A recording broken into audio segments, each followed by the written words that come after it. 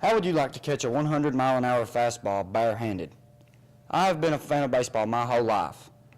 Many of you may not be fans of baseball, but more than likely you are familiar with it. Therefore, you can all imagine how terrible it would be to play without the glove. I have played baseball since I was 5 years old, and I have never played a game without a glove, nor would I want to.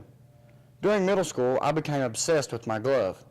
And if you ask other baseball players if they're obsessed with theirs, more than likely they will say yes. Baseball is known as America's pastime, and you may not be a fan, but I challenge you to take note of the information you learned today and leave here knowing more about the history of the baseball glove than before. Who knows, you may come to love baseball as I do. First, let me explain the origin of the baseball glove, then I will provide information on the evolution of the glove, and finally explain the importance of the glove to the game as a whole. Let's begin by exploring the origin of the glove. In 1859, Doug Allison, a hind catcher for the Cincinnati Reds, was the first player credited with using baseball gloves. His reason for developing the gloves was because his hands were sore from catching fastballs. The first gloves that Allison used were very different than the gloves we use today. Notice how I said gloves rather than glove. That was because Allison used 2 gloves rather than 1. Today we use 1. The differences in Allison's gloves and ours were things such as his were open-fingered, which meant my fingertips would have been sticking out. There was no web. This part would not have been there. And there was no padding. If there was any, it would have been on the catching hand only. So pretty much he had a piece of leather on both hands.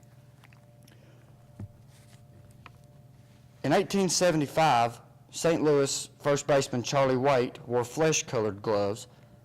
He wore these gloves in hopes that no fans or players would notice he had them on. This was because when Allison first used the glove, he was seen as a wuss, if you will. Now that we know some background and what the baseball glove was in the mid-1800s, let's explore how the evolution happened. Over the years, dramatic changes happened to the glove. When the glove started becoming more popular in the early 1900s, webbed gloves became available. At this point, this is when players shifted to 1 glove rather than 2.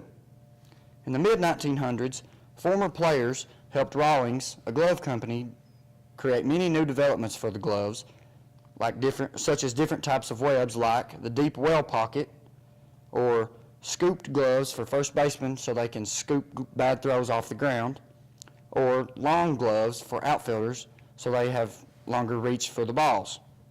All of this was to take advantage of the public fascination behind the science and technology of the glove. Since the mid-1900s, aesthetic changes have been the majority of the changes to the glove. The glove has always evolved based on functionality, but players tend to gravitate towards a good-looking glove.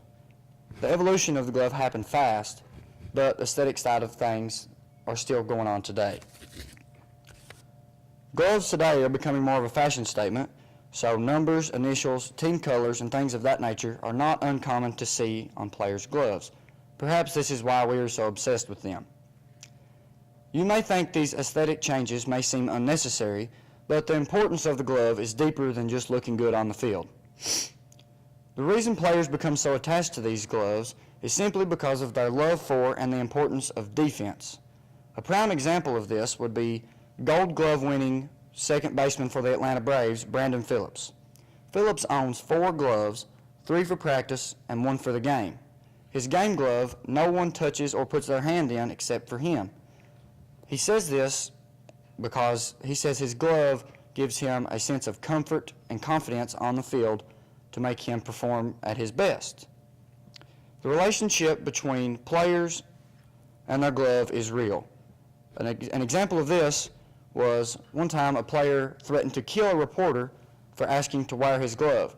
He said, "I would kill you before I let you wear my glove." This demonstrates that relationship well.